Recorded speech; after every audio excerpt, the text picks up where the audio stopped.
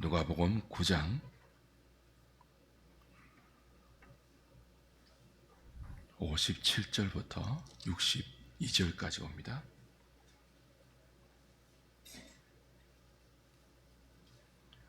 신약성경 108페이지입니다. 누가복음 9장 57절부터 62절까지 제가 한 절, 여러분이 한 절 교독합니다. 길 가실 때에 어떤 사람이 여짜오되 어디로 가시든지 나는 따르리이다.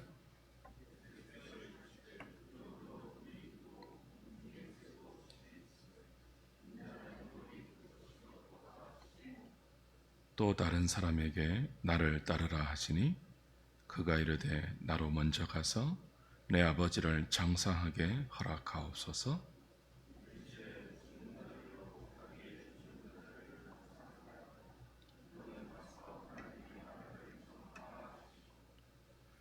61절 62절 같이 봅니다. 또 다른 사람이 이르되 주여 내가 주를 따르겠나이다마는 나로 먼저 내 가족을 작별하게 허락하소서. 예수께서 이르시되 손에 쟁기를 잡고 뒤를 돌아보는 자는 하나님의 나라에 합당하지 아니하니라 하시니라. 아멘.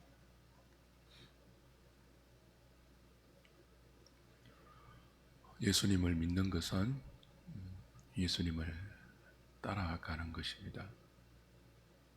믿는 것과 따르는 것이 별개가 아닙니다.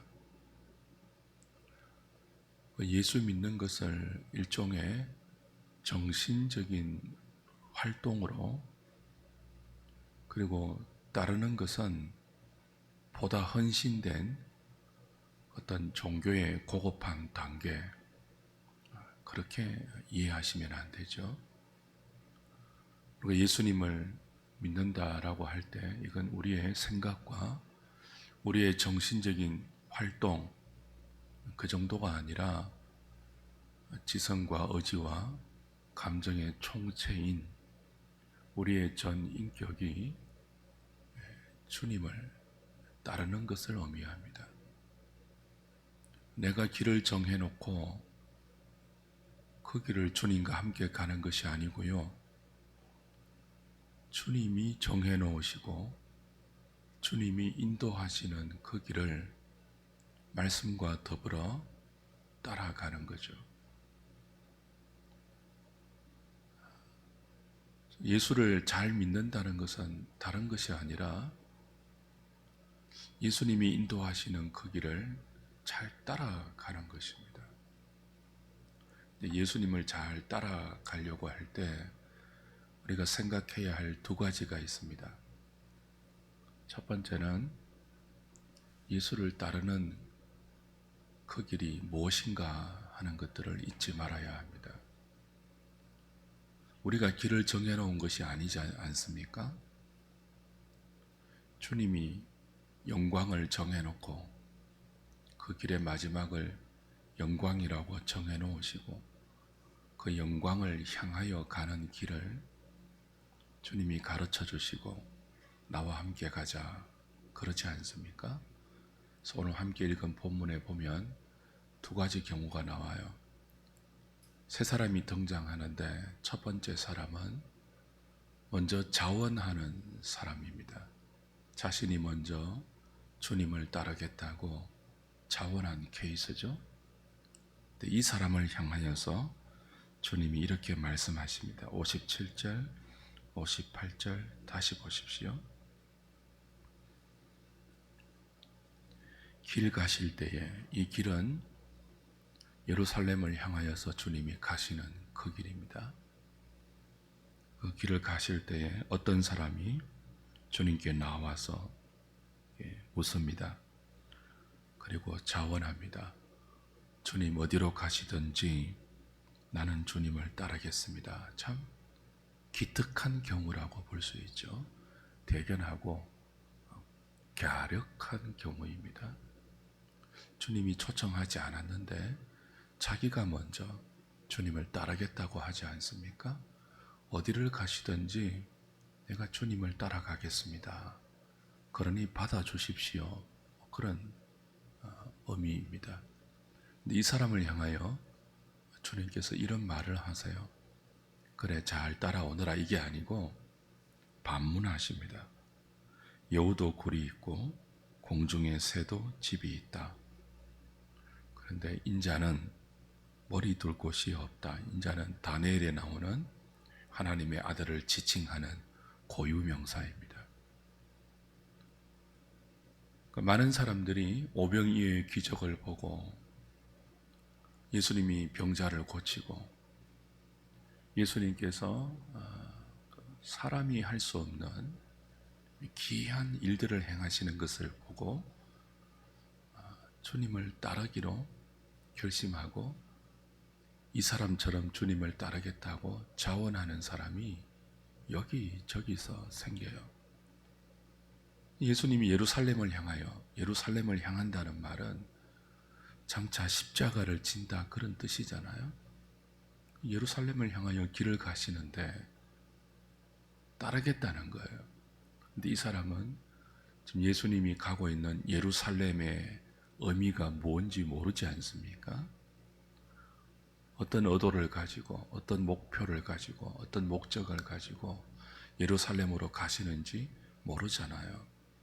조금 전에 오병이어의 기적을 행한 이분을 따르면 먹을 것이 생길 수 있고 문제를 해결할 수 있고 또 나의 소원이 충족될 수 있다는 그런 기대를 가졌을지 모르겠습니다. 여하튼 예루살렘 행에 대한 정확한 이해 없이 예수님이 가시고자 하는 그 길에 대한 올바른 지식이나 판단이 없이 혹은 계산하는 것 없이 저분을 따르고 싶다. 종교적 감흥, 일시적인 흥분, 또 나름 인간적인 기대, 그런 것을 가지고 주님을 따르겠다고 했습니다. 근데 이 사람의 이런 결심에 주님이 일종의 죄를 뿌리세요. 네가 지금 나를 따르겠다고 하는데 내가 가는 길에 동행하겠다고 하는데 내가 가는 길이 어떤 길인지 아느냐 반문하시는 거죠. 여우도 굴이 있고 공중에 새도 집이 있는데 인자는 머리 둘 곳이 없다. 그 길을 내가 지금 가고 있다. 너 나를 따르면 너도 그렇게 살아야 하는데 그래도 따르겠니? 뭐 그런 뜻입니다. 주님이 어떤 길을 가고 있다고요? 여우도 굴이 있어요. 여우가 하루 종일 먹이 활동을 하고 나서 돌아가야 할 굴이 있다고요. 공중의 새가 하늘을 나면서 하루 종일 먹이 활동을 하고 나서 돌아가야 할 둥지가 있다고요. 우리가 보기에 하찮게 보이는 피조물들도 미물들도 다 집이 있고 둥지가 있고 머리 둘 곳이 있습니다. 지금 인자는, 하나님의 아들은 온 세계가 당신의 집인 그 그리스도가 어떤 길을 가고 있다고요? 머리 둘 곳이 없는 길을 가고 있대요. 그런데도 따라오겠니? 그런 뜻입니다.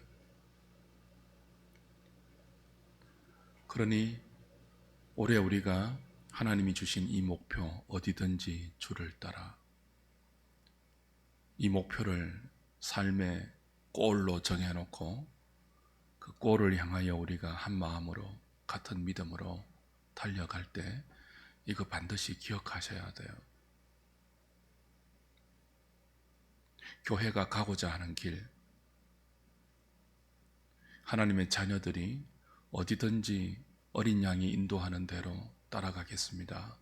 결심하고 기도하면서 주와 함께 가겠습니다. 라고 우리가 가는 믿음의 길, 그 길이 어떤 길일 수 있음을 아셔야 합니까? 때로 머리 둘 곳이 없다는 사실을 잊지 마셔야 돼요. 여러분, 여우도 굴이 있고 공중의 새도 돌아갈 집이 있는데 저와 여러분이 머리 둘 곳이 없는 현실이, 그와 방불한 우리의 오늘이 우리 앞에 펼쳐질 때 그래도 주님을 따라가시겠습니까? 우리 알잖아요. 막상 이 예루살렘의 종착지에서 주님이 십자가를 지실 때 따르겠다고, 주님과 함께 가겠다고 자원하고 그 주님 뒤를 따랐던 수많은 제자들이 다 흩어졌습니다. 자기 살려고 다 뿔뿔이 자기 갈 길로 갔습니다. 심지어 베드로는요, 저주하고 부인하고 나는 주님을 모른다고 그렇게 하면서까지 주님을 떠났습니다. 몰랐던 거죠. 주님을 따른다는 것이 이럴 수도 있다는 사실을 몰랐다는 거죠. 여러분, 예수를 믿고 예수님을 따라가는데 병들 수도 있어요. 대학에 떨어질 수도 있어요. 성질이 늦을 수도 있어요. 장사가 안 될 수도 있어요. 사람들에게 오해받을 수도 있어요. 가는 길이 순탄대로가 아니고요. 가는 길에 많은 장애가 생길 수 있어요. 예수 믿는데도. 예수님이 나와 함께 가자, 그 길을 자원해서 가는데도 그럴 수 있다고요. 그때 무엇을 기억하셔야 됩니까? 인자가 머리 둘 곳이 없는 그 길을 가신 것, 그러나 그 길의 마지막은 머리 둘 곳이 없는, 정처 없는 실패가 아니고요. 그 길의 마지막은 모든 이름 위에 뛰어난 이름을 주신 하나님의 영광이 기다리고 있다는 사실을 기억하고, 잠시 인자가 가신 그 머리 둘 곳 없는 그 길, 인자는 고유명사라고 했죠. 다니엘서에 등장하는, 다른 말로 하면 사람의 아들이지만 하나님의 아들이에요. 사람의 아들인 동시에 하나님의 아들이신 그 거룩한 그리스도가 머리 둘 곳 없는 십자가의 길을 가셨다면 우리도 자기 십자가를 지고 때로 세상에서 의지할 수 없는, 그러니까 우리가 그런 형편을 간혹 만날 때 이거 아셔야 돼요. 내가 머리 둘 곳이 없다, 그런 마음 들 때 있잖아요. 예수님조차도 나와 함께 하고 있다는 이 느낌이 오지 않을 때 있잖아요. 남편이 있고 아내가 있고 자식이 있고 부모가 있는데도, 교인들이 있는데도 이 세상에 덩그러니 나 혼자 이 길을 가고 있다는 그런 막막한 생각 들 때 있잖아요. 머리 둘 곳조차 없다는 생각이 들 때, 그때 기억하셔야 돼요. 그래서 내가 주님 외에 의지하는 모든 것들을 끊어야 돼요. 우리의 머리 둘 곳, 우리가 의지하는 것이라고 말할 수 있죠. 여우라면 굴, 새라면 둥지, 집, 우리의 의지일 수 있잖아요. 근데 정말 주님을 따라간다는 것은 하나님만 의지하는 마음을 갖게 하는 것입니다. 주님께서. 그리고 하나님만으로 충분하다는 고백을 이끌어내는 자리까지입니다. 그래서 부푼 기대를 갖고 주님을 따르려고 하는 사람의 길을 주님이 꺾으세요. 이럴 수 있거든요. 주님을 따르면 여우도 굴이 있는데 굴이 2개 생기고요. 공중의 새도 집이 있고 둥지가 있는데 둥지가 3개 생기고요. 주님을 잘 따르면.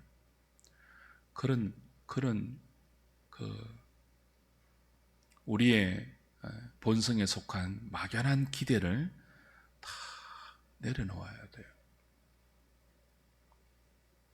또 한 가지, 뒤에 나오는 두 사람의 경우를 우리가 조심해야 됩니다. 그러니까 주님을 따를 때 막연한 인간적인 기대, 또 종교적인 어떤 막연한 소원, 그런 거 내려놓으셔야 되고요. 머리 둘 곳 없는 길을 가신, 왜요? 나를 위해서 그 길을 가신 주님을 따르는 것이고, 두 번째는요, 주님이 먼저 나를 따르라고 초청하는 경우예요. 59절 보시면 또 다른 사람에게 나를 따르라 하시죠. 이 주님이 머리 둘 곳 없는 길을 가시면서, 길 가실 때잖아요. 예루살렘을 향하여 가시면서 나를 따르라 라고 어떤 사람에게 초청하는 거예요. 내가 너를 구원하기 위해서, 내가 너를 참된 인생으로 이끌기 위해서. 우리 빌립보서 할 때 확인했죠. 세상은요, 예수 모르는 사람의 삶을 한마디로 표현하면 이래요. 죽자니 두려워요. 살자니요 괴로워요. 수많은 사람이 각양각색 다양한 모습으로 살아가지만 압축하면, 제가 압축한 문장인데요, 이래요. 어떻다고요? 살자니 괴롭다고요. 힘들고 하루하루가. 죽자니요 두려웠어요. 근데 바울은 뭐라고 고백했습니까? 살아도 좋고 죽어도 좋다고 했죠. 내가 지금 당장은 육신을 떠나서 죽어 그리스도와 함께 있는 것이 더 좋다 그랬습니다. 이 고난을 끝내고, 이 사도의 주를 위한 그 길에 따르는 많은 고난을 끝내고 지금 죽어서 주와 함께 영원히 하늘의 복락을 누리는 것이 최고의 소원이다, 그렇게 말했거든요. 동시에 뭐예요? 그래도 내가 개인적으로는 죽는 것이 더 좋지만, 그래도 교회를 위해서, 너희들을 위해서 내가 고난 중에 살아있는 것이 유익이 된다면 사는 것도 좋다 그랬습니다. 그러니까 얼마나 대비되어요?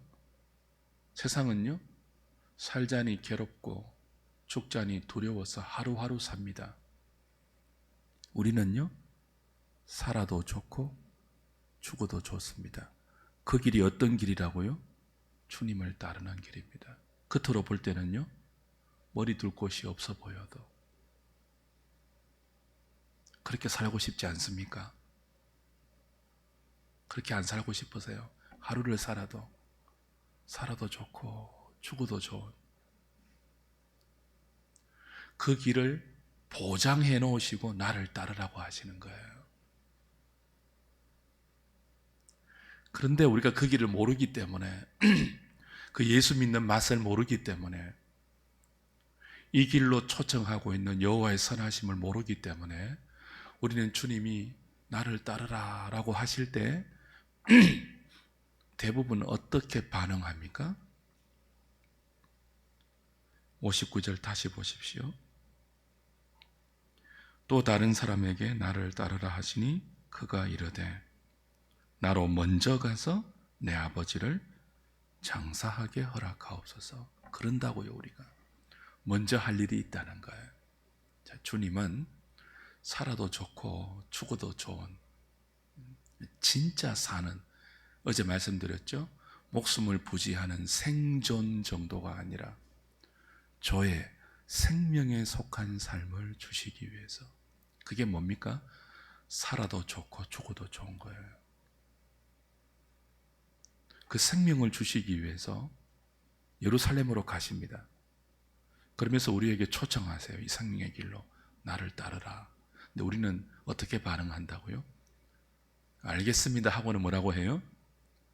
먼저 할 일이 있대요. 나로 먼저 가서 내 부친을 장사하게 허락하옵소서. 그 주님을 따르겠는데 지금은 아니라는 거예요. 지금은 지금은 먼저 할 일이 있대요. 그게 뭐죠?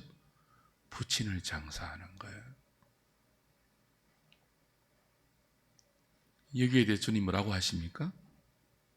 죽은 자들로 자기의 죽은 자들을 장사하게 하고 너는 가서 하나님의 나라를 전파하라. 주님을 따르는 것이 살아도 좋고 죽어도 좋은 이 생명에 속한 삶을 우리가 누리기 위해서 주님을 따르는 것이 사실은 인생의 최우선 목표예요. 그게 신앙이죠. 근데 우리는 늘 어떻게 한다고요? 그걸 뒤로 미룬다고요. 차선으로 미루어요. 우선이 아니라 차선으로 미루어요. 지금은 먼저 할 일이 있대요. 이 사람의 경우는요, 먼저 할 일이 뭐예요? 자기 아버지 장사하는 거예요. 여기 이제 해석이 분분합니다. 부친을 장사하고 나중에 주님을 따르겠습니다. 이 말이 무슨 말인지 여러 가지 해석이 있어요. 근데 일단 지금 아버지가 돌아가셨습니다. 근데 그 아버지를 장사하지 못하게 만류한 것은 아니겠죠. 주님이 그렇게 비윤리적인 분이 아닙니다. 아무리 주님을 따르는 것이 가장 우선의 가치라 할지라도 아버지가 돌아가셨는데 그 아버지의 장례를 치르지 말고 나를 먼저 따라오너라 그러시는 분이 아니에요. 우리 주님이 그런 분이라면 저 안 따르겠어요.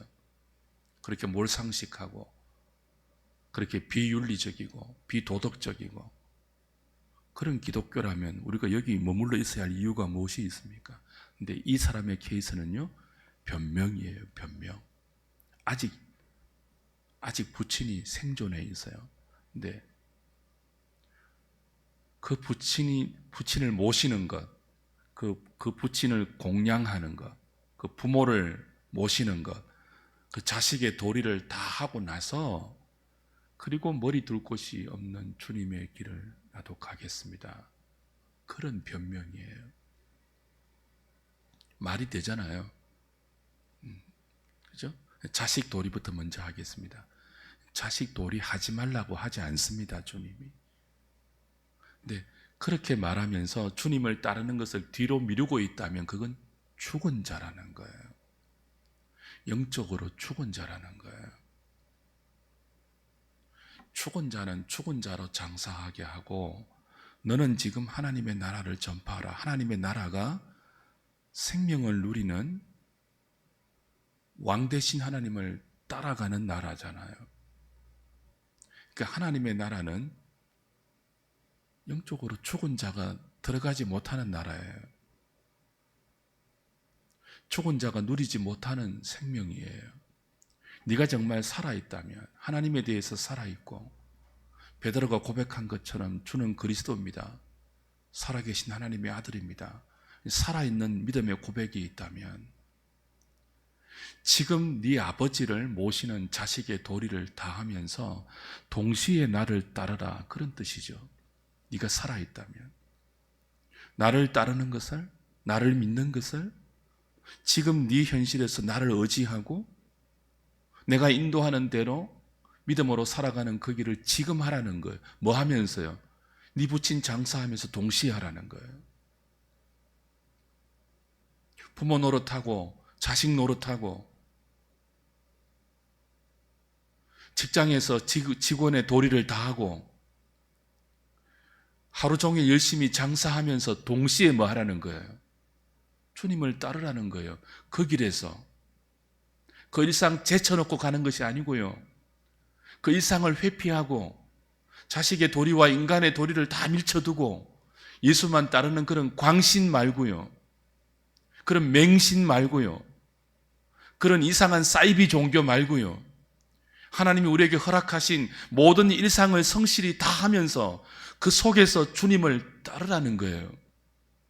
그 속에서 인자가 머리 둘 곳이 없는 그 길을 가고 있는 것처럼 우리도 그 속에서 허락받은 이 일상의 모든 삶의 구체적인 현장 속에서 주님의 뜻을 조철하는 거죠. 그거 변명하지 말라는 거예요. 하나님, 지금은 먼저 해야 할 일이 있는 것 아시죠? 그러니 지금 주님을 믿음으로 따르는 이거 잠깐 미루어 두고 이거 해결 다 하고 나서 나중에 할게요. 그러지 말라는 거예요. 그건 죽은 자가 하는 변명이라는 거예요. 그 다음 케이스 똑같죠? 비슷하죠?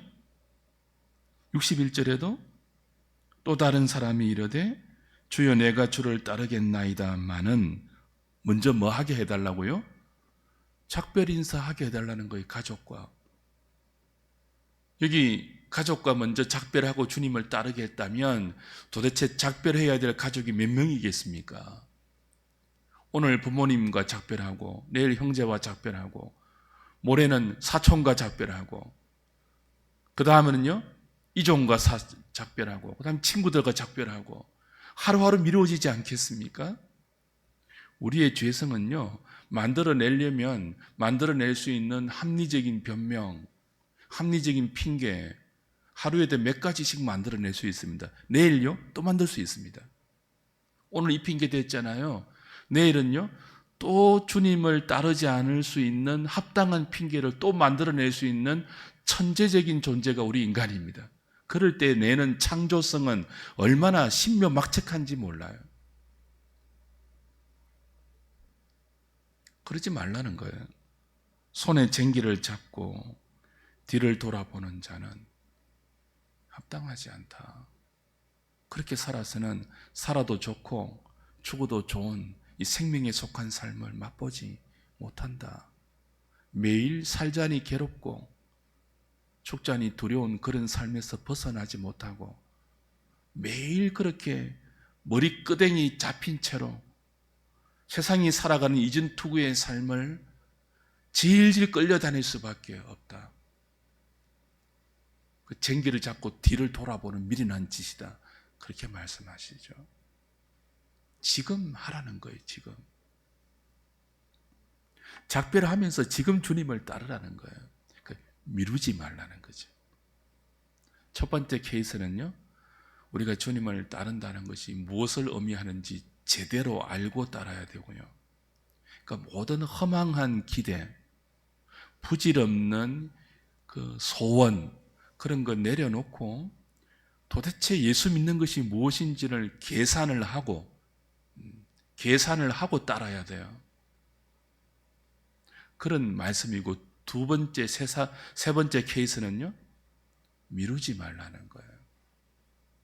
이 믿음을 예수 따라가는 이 생명에 속한 삶을 내일로 미루지 말라는 거예요. 우리가 잘 하는 말이 있습니다. 내가 오늘은 급해서 못한다고 해요. 오늘은 이게 더 급하고요, 주님. 그러니 이해해 주세요. 근데 내일은 2배로 하겠대요. 이게 가능할까요? 오늘 못하는 것을 내일 2배로 할 수 있을까요? 아니요. 내일은 오늘 심어야 거둘 수 있는 열매입니다. 우리는 어떻게 한다고요? 오늘 심지 않고 내일 2배로 따려고 그래요. 내일 2배로 하려고 해요. 오늘 하나 못하는 사람은 내일 절대로 2개 못합니다. 오늘 주님을 따르지 못하는 사람이 내일 2배로 주님을 따른다고요? 그럴 수 없습니다. 내일이라는 열매는 오늘을 성실히 심어야 거둘 수 있는 열매입니다. 오늘 무엇을 심어야 합니까? 부친을 장사하면서 주님을 따르는 성실한 우리의 일상, 인간의 도리 다하고 교인의 도리 다하고 자식의 도리 다하고 우리 할 것 다 하면서 동시에 뭐 해야 돼요? 그 속에서 주님을 따르는 믿음의 길을 오늘 선택해야 돼요. 그걸 미루지 마셔야 돼요. 학생이면요 공부하면서 주님을 따라야 돼요. 공부 다 해놓고 주님 나 대학 가고 나서 주님 따를게요. 그거 말고요. 청년은요 직장 취직해놓고 따를게요. 그거 말고요. 직장인은요 주님 이번에 대리 승진하고 과장 승진하고 이번에 아니면 안 됩니다 주님. 그거 말고요. 주부는요 내 아이 다 키워놓고요. 그거 말고요. 그거 다 하시면서 하시라는 거예요. 자식 키우면서 공부하면서 장사하면서, 사업하면서, 직장생활하면서 주님을 따르라는 거예요. 거기에서.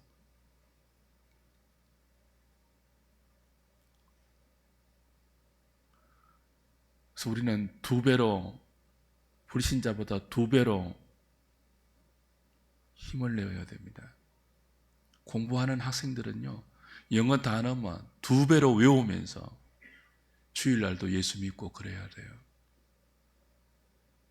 의사 되려고 하는 사람은요, 그 뼈 이름 다 외워야 되잖아요. 인체에 있는 모든 뼈마디 이름 다 외워야 되거든요. 그 다 외우면서 예수 따라야 돼요. 그 다 하고 나서 따르는 것이 아니고. 사업하는 분 얼마나 힘듭니까? 장사하는 사람 얼마나 힘들어요.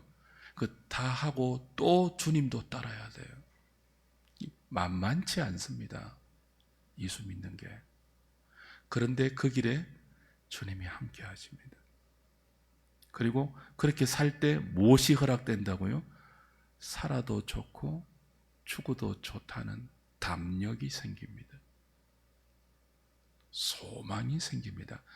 살아야 할 진짜 이유가 그때부터 눈에 보입니다.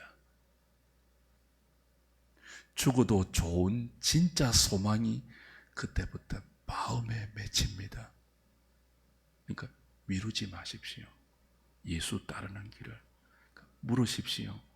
오늘 공부하면서, 오늘 장사하면서, 오늘 직장생활하면서, 오늘 목회하면서 주님을 따르는 것이 무엇입니까? 물으셔야 돼요.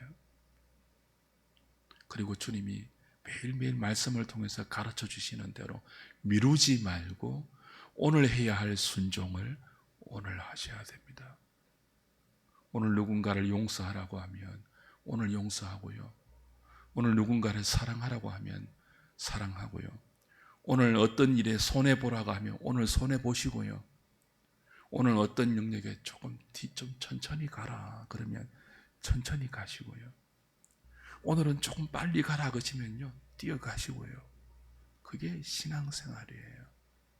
공부하면서, 장사하면서, 직장생활하면서, 애 키우면서, 힘든 일 다 하면서 예수 믿는 거, 그때 하나님이 어떻게 도우시는지, 공중 나는 새도, 우리 머리카락 한 올도 헤아라신 하나님께서 우리의 필요를 어떻게 채우시는지 그때 여러분은 선명하게 경험하고 여러분 입에서 이런 고백하실 거예요. 여호와가 선하십니다. 살아도 좋습니다. 아니 주님, 죽어도 좋겠습니다. 주님을 따르는 길이 이런 길이군요. 그 고백 우리 심령에 다 생기면서 미루지 않고 오늘 주님을 잘 따라가는 우리 하늘의 식구들 다 되시기를 주님의 이름으로 부탁드립니다. 450